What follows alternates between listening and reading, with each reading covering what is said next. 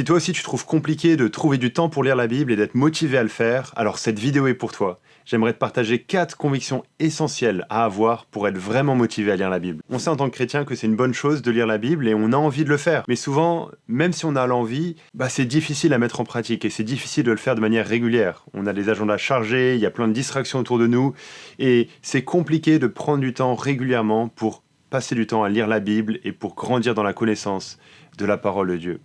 Et souvent, quand on a un peu du mal comme ça à lire la Bible, on va chercher des techniques, des plans de lecture, des méthodes pour essayer de trouver vraiment le secret qui va nous permettre de lire la Bible régulièrement. Et ces choses sont pas mauvaises, c'est une bonne chose de suivre des plans de lecture et je trouve que c'est utile et ça peut nous aider. Mais avant même toutes ces méthodes, ces techniques, ces plans de lecture, on a besoin de certaines convictions essentielles. Et si on n'a pas ces convictions, alors en fait, on ne pourra jamais vraiment être motivé à lire la Bible. On n'aura jamais vraiment l'envie au-delà de nous-mêmes qui nous poussera à lire la Bible. Et j'aimerais te partager dans cette vidéo ces convictions. Il y a 4 convictions essentielles à avoir. Les convictions qu'on a besoin d'avoir au moment où on ouvre la Bible, alors qu'on se prépare à lire la Bible. Ces 4 convictions doivent être dans notre cœur, dans notre pensée, et vont vraiment nous motiver à profiter de la lecture. La première conviction à avoir, c'est que la Bible est la parole de Dieu. Ça paraît peut-être évident de dire ça parce qu'on le dit souvent, on parle de la Bible, on parle de la parole de Dieu. Tu dis oui, je sais que la Bible c'est la parole de Dieu, et alors? Mais en fait on doit s'arrêter et réaliser ce que ça veut dire. Quand on dit que la Bible est la parole de Dieu, ça veut dire que la Bible est la parole qui vient de Dieu. Alors c'est peut-être évident de le dire comme ça, mais ça veut dire que tout ce qu'il y a dans la Bible, c'est ce que Dieu a voulu nous communiquer, ce que Dieu a voulu nous transmettre. C'est pas un livre comme les autres qu'on pioche sur l'étagère et qui nous donne un peu de sagesse et un peu de conseils de vie. Mais en fait, c'est ce que le Dieu de l'univers, le Dieu tout-puissant, qui a tout créé, qui nous a créés, qui nous a sauvés, c'est ce que lui, il a voulu nous dire à nous aujourd'hui. Dans 2 Timothée 3, au verset 16, il est dit que toute l'écriture est inspirée de Dieu. Et littéralement ici, ce qu'il dit, c'est que toute l'écriture est inspirée de Dieu, elle est soufflée de Dieu, elle vient de la bouche de Dieu. Et quand il est parlé de l'écriture, c'est non seulement l'Ancien Testament qui a été écrit avant la venue de Jésus, mais c'est aussi un terme, l'écriture, qui s'applique à toute la Bible, tous les écrits qui viennent de Dieu, qui ont été donnés par Dieu.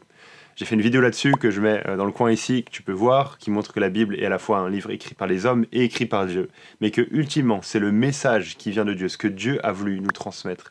Et donc, quand on est là, le matin ou le soir, ou n'importe quel moment de la journée, ou dans le métro, sur ton téléphone, et qu'on ouvre la Bible, en fait, on est en train d'écouter Dieu nous parler.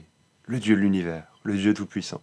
En fait, si on a cette motivation dans notre cœur, si on a cette conviction dans notre cœur, ça va nous motiver à lire la Bible, nous dire c'est pas juste un livre comme les autres, mais en fait je me mets à l'écoute de Dieu. Waouh! Qui aurait envie que Dieu lui parle? On cherche les révélations, on poursuit tous les trucs comme ça aujourd'hui, c'est ça qui fait le nombre maximal de vues sur YouTube, et on a sous les yeux un livre que Dieu nous a donné par lequel il nous parle. Donc la première conviction à avoir, c'est que la Bible est la parole de Dieu. La deuxième conviction à avoir, c'est que j'ai besoin de la Bible. J'ai besoin de la Bible. On pense souvent « je dois lire la Bible ». Un chrétien doit lire la Bible. Mais en fait, on doit un peu changer cette manière de parler et cette pensée dans nos cœurs et plutôt dire « j'ai besoin de lire la Bible ». C'est pas un devoir, mais c'est un besoin. On ne peut pas survivre spirituellement sans la Bible. Tu connais probablement ce verset où Jésus a dit « l'homme ne vivra pas de pain seulement, mais de toute parole qui sort de la bouche de Dieu ». Peut-être que tu as même chanté ça quand tu étais petit à l'école du dimanche. Il y a un chant, je ne vais pas le chanter maintenant, mais qui chante ce verset, un chant autour de ce verset. C'est clé ce que Jésus met en avant ici, que l'homme ne vit pas seulement de pain, de la nourriture physique, mais de nourriture spirituelle, de la parole qui vient de Dieu. Pour survivre spirituellement, on a besoin de la parole de Dieu. Et donc c'est pas juste un devoir, c'est pas juste une tâche qu'on doit accomplir, un truc sur notre liste de tâches, mais en fait, on a besoin régulièrement d'être nourri par la parole de Dieu, d'être exposé à la parole de Dieu. Et encore plus que ça, c'est pas simplement qu'on en a besoin pour notre survie spirituelle, mais c'est qu'on en a besoin pour grandir spirituellement, pour ressembler davantage à Jésus, pour grandir en sainteté, pour lutter contre le péché. On veut tous cela, n'est-ce pas? On veut tous ces choses, et des fois on est en train de lutter avec un péché, et on veut la victoire, et on veut enfin être libre de cela. Mais si on n'est pas en train de se nourrir régulièrement de la parole de Dieu, comment est-ce qu'on espère grandir? C'est comme quelqu'un qui se priverait de nourriture ou qui mangerait quelque chose de pas équilibré. On lui dit tu veux être en bonne santé, c'est logique, tu dois mieux manger. Et c'est la même chose pour nous si on veut être en bonne santé spirituelle. Alors on a besoin de se nourrir de la parole de Dieu régulièrement. Et c'est là qu'on voit comment ces convictions sont essentielles à avoir, parce que si on est conscient de cela, si alors qu'on ouvre la Bible, alors qu'on se lève le matin et qu'on veut lire la Bible, ou n'importe quel moment de la journée, et qu'on n'est pas en train de penser « Ah, c'est un fardeau, je dois le faire », mais plutôt « C'est un besoin, j'en ai besoin, c'est nécessaire pour moi », alors ça va nous donner envie de lire la Bible et ça va nous pousser à lire la Bible. La troisième conviction à avoir, c'est que la Bible nous révèle Jésus. La Bible, c'est pas une suite d'histoires déconnectées qui ont aucun lien les uns avec les autres. Voilà, là il y a des trucs sur Israël dans l'Ancien Testament, là il y a des trucs sur Jésus, on sait pas trop le lien entre tout ça. Là en fait, toute la Bible, du début à la fin, de la Genèse à l'Apocalypse, a pour but de nous montrer la grandeur et la gloire de Jésus. Et donc, quand on lit la Bible, on doit être convaincu de cela, que chaque chose qui est écrite a pour but de nous amener à grandir dans la connaissance de Jésus, à aimer Jésus davantage, à voir combien Jésus est glorieux, à voir combien Jésus est au centre de l'univers, au centre de l'histoire. Dans Jean, au chapitre 5, le verset 39, voilà ce que Jésus dit aux chefs religieux de l'époque, à ceux qui connaissaient bien l'Ancien Testament. Il dit « Vous étudiez les Écritures parce que vous pensez avoir par elles la vie éternelle.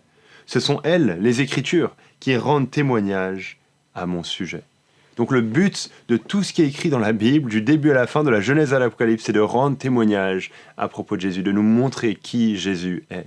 Et donc dans tout ce que l'on lit, on veut se poser ces questions-là pour voir comment ça nous amène à Jésus.